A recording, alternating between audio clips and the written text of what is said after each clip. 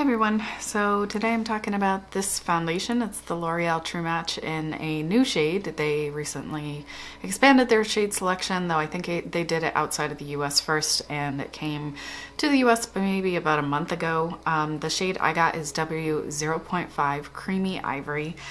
Previously what I would wear is W1 Porcelain, and these are not a great formula for my skin. I've always had difficulty getting it to stay on my face more than a few hours. Right now I have pretty dry skin to very dry with like flakiness, and previously I had more combo skin, so I felt like now would be a good time to test it out again, and having the new shade kind of encouraged me to wear it more often. W1 was okay for me, and for a while it felt like one of the lightest options at the drugstore. Now there's been a lot more kind of focus on lighter shades and deeper shades, which needs a lot more work, but there's also been more very fair shades out there, and it's nice to see that even though they already had a pretty fair shade, that they brought another one, because there's definitely people lighter than this and even the new shade within this line, but it's nice. It's nice to see more options. It's a pretty affordable one as far as things go. It's just formula-wise has not been great for me. So I know other people get good wear out of it, but my skin and this formula just don't seem to get along too well. For reference, my best shade match would be the Clinique Even Better in CN 0.5 Shell. It's one of the new shades. It's the lightest shade in that line. It says it's a cool undertone, like cool neutral, I think is what the CN stands for. I don't find it, I mean, it could be kind of a cool yellowish undertone, I guess. I don't find it to be like real pink. And this is probably my best color match, though again, I have some difficulty wearing that formula. Also, another one that works well for me is the Smashbox Studio Skin in 0.1. Cool yellow undertones is what I'm looking for. I can work with peach if it's something that's like straight up pink, like Nars Oslo. That's way too pink. That is not a color that's going to work well for me. I have a fair amount of pink redness type stuff in my face that I'm looking to cover. I want to even out my skin tone. My face is a good couple shades darker than my neck, so I try to bring my face a little bit lighter to kind of mesh with my neck and my body and everything else. I'm not looking for full coverage. I don't want to cover my freckles. I did put more coverage on today than I normally wear because I was testing out this Cover FX gripping primer, and I don't know, I just kind of got carried away and was like piling it on my face. But normally I'm looking for light to medium coverage just to, you know, take care of that redness and even things out, and etc., etc. So before I talk too long, let's take a look at the swatches. We could talk about the color a little bit more. All right, so these have not fully dried down, and they will get darker as they dry. So maybe we'll check them in, you know, at the end of the video, we'll see where things are. L'Oreal True Match in W0.5, L'Oreal True Match in W1, Clinique Even Better in CN 0.5 Shell, a good shade match for me. Natasha Denona Face Glow in 10 Neutral Porcelain. This is not a good shade match, but it's so pretty. I love to wear it anyway. Fenty Pro Filt'r Soft Matte in 100. Estee Lauder Double Wear in Alabster 0N1. This is too light to neutral leaning cool for me. It just looks really stark white on my face. Maybelline SuperStay in 102 Fair Porcelain. This is one that oxidizes a fair amount. Nars Sheer Glow in Siberia. A good undertone match for me, but a little bit too dark. And NYX Can't Stop Won't Stop in Light Porcelain. Pale is the lightest shade, and it's too light for me. Light Porcelain's too dark, so I tend to mix like maybe a full pump of pale and like a third or a half a pump of light porcelain. This one will get darker as it dries down more.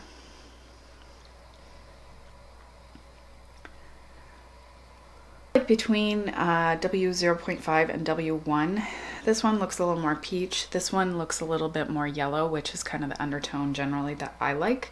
So I do think that this is a slightly better undertone match for me, but I can honestly wear either one. It's not a problem. L'Oreal True Match in W0.5, L'Oreal True Match in W1, Clinique Even Better in CN 0.5 Shell, Natasha Denona Face Glow in 10, Fenty Pro Filter in 100, Estee Lauder in Alabster, Estee Lauder Double Wear in Alabster 0 and 1, Maybelline SuperStay in 102 Fair Porcelain, Nars Sheer Glow in Siberia, and NYX Can't Stop Won't Stop in Light Porcelain.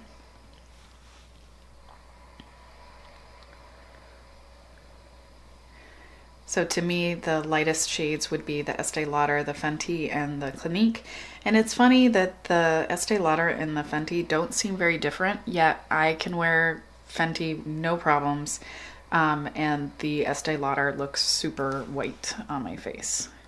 And it's just a little bit darker than my favorite color match, the Clinique, but totally within what I will wear without feeling like I have to mix it with something. So I would rather go a little bit darker on my face than go a little too light. Something like Estee Lauder Double Wear in 0 and 1 just looks so stark and kind of white and just seems a little bit wrong. And if I don't have like a lot of coverage, it will just make the pink look kind of light pink because I just need more yellow or peach to kind of cover up the pink. It's just not good. So for me, I'm definitely happy going a little bit warmer, a little bit darker than what matches my neck, especially because I'm not wearing full coverage. So I don't need a perfect match. I just need something that's close and isn't going to look orange by the end of the day. I don't feel like this one gets significantly darker throughout the day, which is nice. My issue has just always been longevity. Okay, so today's wear test, it was an experiment. Getting this foundation to look good on my face is difficult because it wears off so fast. So today I was testing out the Cover FX Gripping Primer.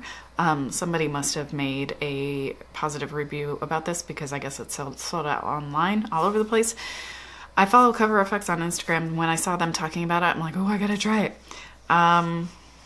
I mean, I'm not 100% sure I really applied it in the best way. I feel like I kind of spread it out and then started the patting motion, and I kind of wonder if maybe I was supposed to just like pat it on to begin with. I don't know. I'm gonna have to test it more, but this foundation plus that primer plus how I applied it, not getting along too well. I'll zoom in a little more. So it's been not very long, maybe about 4 hours since I put it on, and it's like transferring. I don't know what's happening here. It looked really good for like an hour, 2 hours. And then like I tried to build up a certain spot and it went real cakey. I don't know, it just looks like I have a lot of foundation on my face, which I do. I did kind of build up the coverage more than I normally would. So I did notice it was kind of moving around, so when I went ahead and put on my Nars Light Reflecting Setting Powder pressed maybe about 2 hours ago or an hour ago onto my nose and chin and forehead. So I don't know. I was trying to go no powder. 8:16. I put this on probably around 11. It's actually looking pretty good, so maybe that Cover FX Gripping Primer helped, or the other many variables. But I feel like it's looking basically the same as it did earlier. I mean, I'm oilier, shinier looking, but like they're still like my chin. This is good. This is really good for my chin. Still that kind of whatever happened here. I think that may have been due to me not applying the primer evenly there. I mean, it's looking good, man. This gives me hope that maybe I can get that primer is going to help me out with other foundations that I experience difficulty with. So yeah, I'm going to definitely keep trying this. And the color I feel like maybe looks a little darker, maybe. We're the same. In person, I feel like it looks a tiny bit darker. But yeah, overall, definitely worth trying. The price point's good. You can always get it on sale, coupons, etc.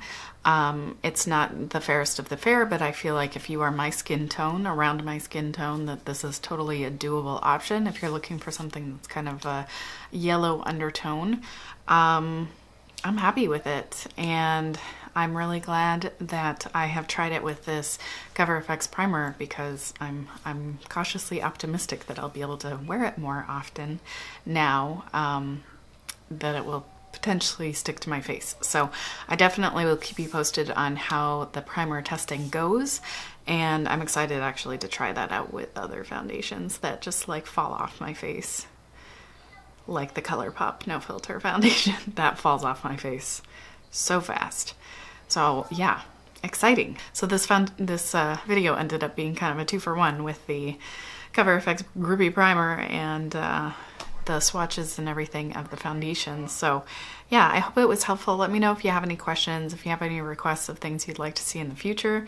I do have that e.l.f. Putty Primer and the Tatcha, but honestly, I'm gonna focus on testing out this Cover FX primer because I know how the Tatcha primer works. It helps, but it's not like a real solution to foundations that I have problems with, whereas this maybe is a solution. So I'm excited.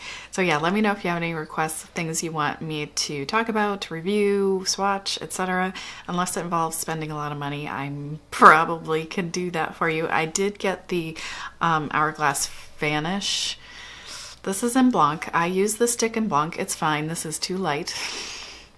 This is also Blanc. This is too light. It looks awful. The formula on my face looks awful. Maybe it would sit better on top of that primer, but even if I can get it to apply nicely, it's just too light. I don't know why they seem so different, this and the stick, but this, not good. Not good. And it just like, oh, looks so dry and cakey, and I've tried to use just the teeniest, tiniest amount because I watched like a demo by an Hourglass artist. It's like, okay, you just need a little itty bitty bit, but I just can't. Oh, it just looks bad. But I'll try it over the Cover FX primer. We'll see.